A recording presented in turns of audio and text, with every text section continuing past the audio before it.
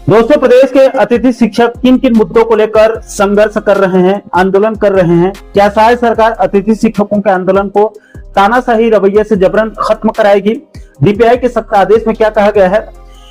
संगठन ने क्या आंदोलन स्थगित कर दिया है?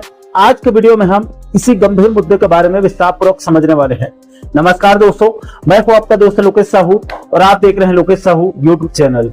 दोस्तों, आपकी जानकारी के लिए बता दूं कि पूर्व की रमन सरकार के कार्यकाल में वर्ष 2015-16 में छत्तीसगढ़ में अतिथि शिक्षक विद्यामितानों की भर्ती व्याख्याता के पद पर किया गया था, जिनकी संख्या करीब 1680 के आसपास बताई जाती है। दोस्तों, राज्य अतिथि शिक्षक विद्यामितानों की ड्यूटी नक्सल प्रभावित बस्तर, सरगुजा संभाग, माड़ा पैकेट में उनकी ड्यूटी लगाई गई है, जिनको एकमुश्त मात्र 20,000 रुपए प्रति महीने मानदेय भुगतान किया जाता है और सरकारी कर्मचारियों के समान इनको सभी प्रकार के अवकाश का लाभ नहीं मिल पाता और जरूरी कार्य के लिए छुट्टी लेने पर वेतन से कटौती भी कर दिया जाता है।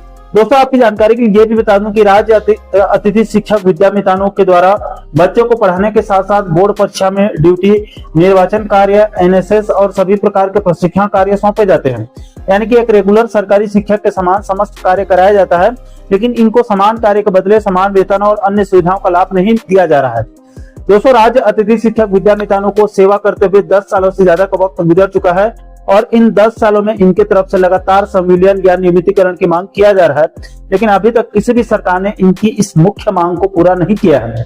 दोस्तों, आपकी जानकारी के लिए यह भी बता दूं कि बीजेपी पार्टी ने छत्तीसगढ़ विधानसभा चुनाव 2023 में अपने जन घोषणा पत्र यानी कि मोदी गारंटी में वादा किया था कि हमारी सरकार बनने के बाद हम अतिथि शिक्षक विद्यामितानों का नियमितीकरण करेंगे, लेकिन शायद सरकार को सत्ता में आया 2.5 साल से ज्यादा का वक्त गुजर चुका है। अभी तक शायद सरकार ने अतिथि शिक्षकों के नियमितीकरण या संविलियन को लेकर कोई भी सकारात्मक कदम नहीं उठाया है।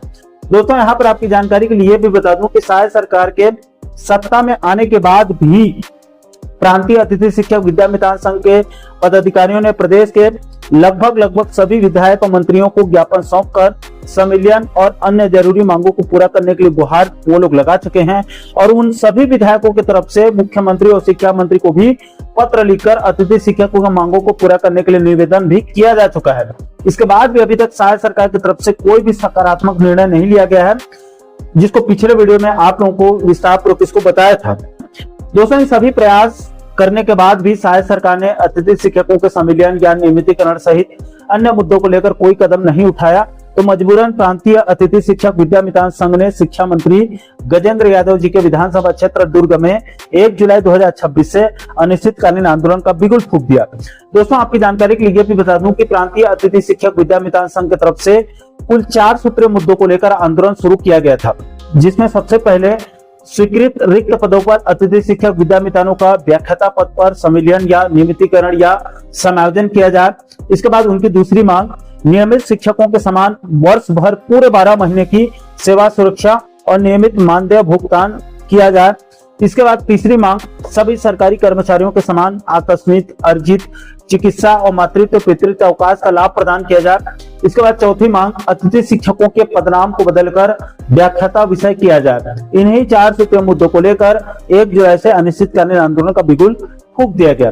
दोस्तों, आपकी जानकारी के लिए ये भी बता दूं कि इस आंदोलन में प्रांतीय अतिथि शिक्षक विद्यामितान संघ की तरफ से इस गूंगी बहरी सरकार को जगाने के लिए कई प्रयास किया गया, जैसे कि यज्ञ हवन किया गया, एक पैर से खड़े होकर प्रदर्शन किया गया, पुरुष वर्ग की तरफ से अर्धनग्न होकर प्रदर्शन किया गया, खून से इच्छा मृत्यु की मांग के लिए मुख्यमंत्री को पत्र लिखा गया, कटोरी लेकर भीख मांगे गए, दुर्ग में शिक्षा मंत्री के निवास स्थान का घेराव करने के अलावा और भी कई प्रयास किया गया, लेकिन इस गूंगी बहरी सरकार की नींद नहीं टूटी।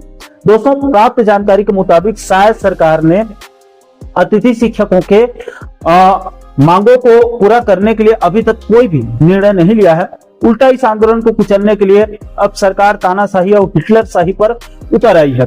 दोस्तों, प्राप्त जानकारी के मुताबिक शांतिपूर्वक प्रदर्शन कर रहे कई अतिथि शिक्षकों को पुलिस ने हिरासत में ले लिया है, कई लोगों को वापस छोड़ दिया गया है और कई लोगों को अभी भी नहीं छोड़ा गया है।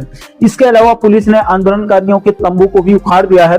इसके अलावा दोस्तों, इधर स्कूल शिक्षा विभाग ने भी आंदोलनकारी अतिथि शिक्षकों के लिए सख्त आदेश जारी कर दिया है। दोस्तों, इसी मुद्दे को लेकर कल 23 जुलाई 2026 को लोक शिक्षण संचालनालय यानी कि डीपीआई की तरफ से एक सख्त आदेश जारी करके आंदोलनकारी अतिथि शिक्षकों को साफ साफ चेतावनी देते हुए कहा गया है कि 27 जुलाई 2026 तक कार्यरत संस्था में अगर वो काम पर वापस नहीं लौटते हैं तो 24 जून 2019 के संदर्भित पत्र के कंडिका 7.3 के तहत उनकी सेवा तत्काल समाप्त करने के निर्देश दे दिए गए हैं। दोस्तों, इसके बाद प्रिंट मीडिया में खबरें चल रही है कि पुलिस की सख्त कार्रवाई और डीपीआई के सख्त निर्देश के बाद अतिथि शिक्षकों ने आंदोलन को स्थगित कर दिया है। ये कई प्रिंट मीडिया में खबरें चलाई जा रही है, लेकिन इस मुद्दे पर प्रांतीय अतिथि शिक्षक विद्यामितान संघ के पदाधिकारियों से मेरी आज 24 जून को सुबह बात हुई तो उन्होंने बताया कि अभी संघ की तरफ से आंदोलन को स्थगित नहीं किया गया है, अभी बैठक चल रही है। इसलिए अभी तक, जब तक मैं इस वीडियो को रिकॉर्ड कर रहा हूं, अभी तक फिलहाल आधिकारिक रूप से प्रांतीय अतिथि शिक्षक विद्यामितान संघ ने आंदोलन को स्थगित नहीं किया है। दोस्तों, संघ ने बताया कि शिक्षा मंत्री गजेंद्र यादव के निवास स्थान पर घेराव करने के बाद अभी तक उनसे 2 बार वार्ता हो चुकी है, लेकिन दोनों वार्ता बेनतीजा हो गई है। इस वीडियो के माध्यम से शायद सरकार से विनम्र अपील है कि राज्य के अतिथि शिक्षक विद्यामितान अपने घर परिवार को छोड़कर कई सैकड़ों किलोमीटर दूर बस्तर सरगुजा के सुदूर नक्सल प्रभावित इलाकों में, जहां पर आज भी सड़क, बिजली, पानी जैसे बुनियादी सुविधाओं का अभाव है, वहां पर अपनी जान जोखिम में डालकर मात्र 20,000 रुपए में बिना कोई सरकारी छुट्टी के शिक्षा का अलग जगा रहे हैं। उनकी सबसे प्रमुख मांग संविलियन मुद्दे को गंभीरता से लेते हुए जल्द से जल्द संविलियन के लिए राज्य सरकार को रास्ता निकालना चाहिए, क्योंकि उनको सेवा देते हुए 10 साल से ज्यादा का वक्त हो चुका है। इसलिए राज्य सरकार के लिए ये कोई बहुत बड़ी मुश्किल वाली काम नहीं है। इसलिए अतिथि शिक्षक विद्यामितानों को जल्द से जल्द संविलियन की खुशखबरी मिलनी चाहिए। इस मुद्दे पर शायद सरकार को आगामी कैबिनेट बैठक में जल्द से जल्द कोई बड़ा निर्णय लेना चाहिए। दोस्तों, आप आगे प्रांतीय अतिथि शिक्षक विद्यामितान संघ के इस आंदोलन में किस प्रकार पुलिस का पहरा देखने को मिला है, उसकी कुछ झलक आप आगे वीडियो में देख सकते हैं।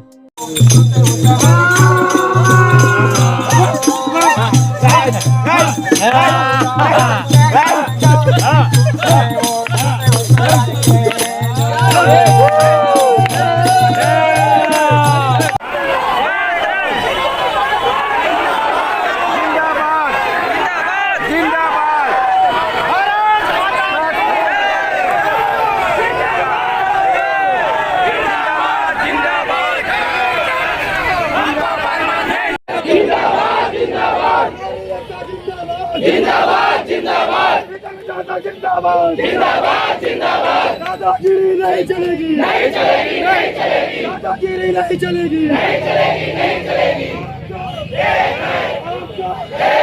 हमारी मांगे पूरी करो पूरी करो पूरी करो हमारी मांगे पूरी करो पूरी करो मैं भी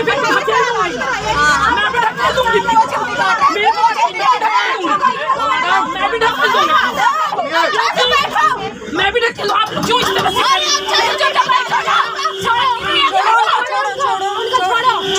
छोड़िए, कैसे कर रहे हैं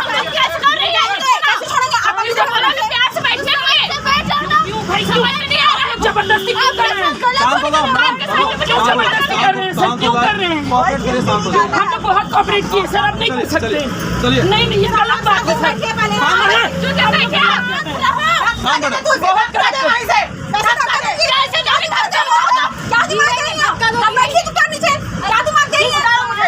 नहीं, गलत कर रहे हैं आप लोग। हमारे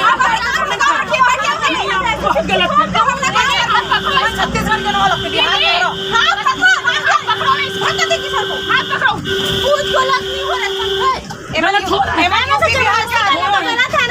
गलत हो रहा है।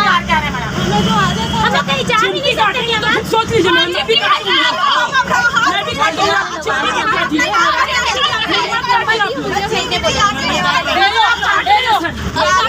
जबरदस्ती चिमटी काटा जा रहा है।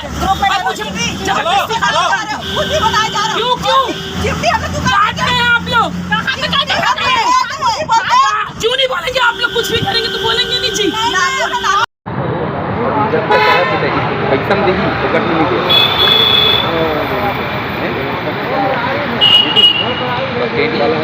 दे सकते।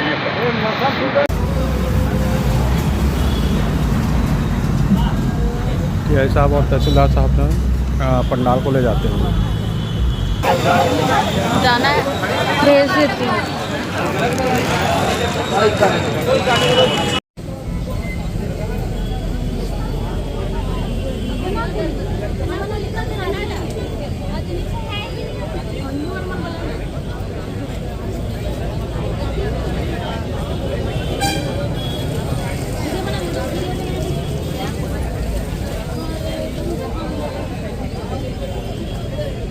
सभी धरना प्रदर्शन कर रहे हैं। और कल आप लोगों की जो आप लोगों की सबसे बड़ी मांग की डिमांड थी कि आप लोगों की एक मुलाकात हो, वो मुलाकात भी हुई है, सार्थक चर्चा भी हुई है। अब इसके बाद आप लोगों से अनुरोध है कि आज शाम तक आप ये अपना टेंट वगैरह यहाँ पर हटवा लें। आपके पास अभी भी विधिवत अनुमति नहीं है। इसके पहले भी जब आप सेवा सदन के पास धरने में बैठे थे तो भी वो न तो धरने की जगह थी, न ही उसकी अनुमति थी। लगातार आप लोगों का 22 दिन का हड़ताल चला है। अब यदि आपके पास अनुमति नहीं है तो आप सभी आज 6 बजे तक, 5:30 से 6 बजे तक अपना टेंट वगैरह हटा लें। और कल से आपको यहाँ पर धरना प्रदर्शन करने की अनुमति नहीं है। यदि आपके द्वारा बिना अनुमति के धरना प्रदर्शन किया जाएगा या इसका प्रयास किया जाएगा तो शासन प्रशासन की तरफ से विधिवत कार्रवाई की जाएगी। तो आप लोगों से विनम्र आग्रह है कि आप 5:30-6 बजे तक अपना टेंट वगैरह ये सब हटवा लें, क्योंकि इसकी क्षति की जिम्मेदार आप स्वयं हैं। धन्यवाद।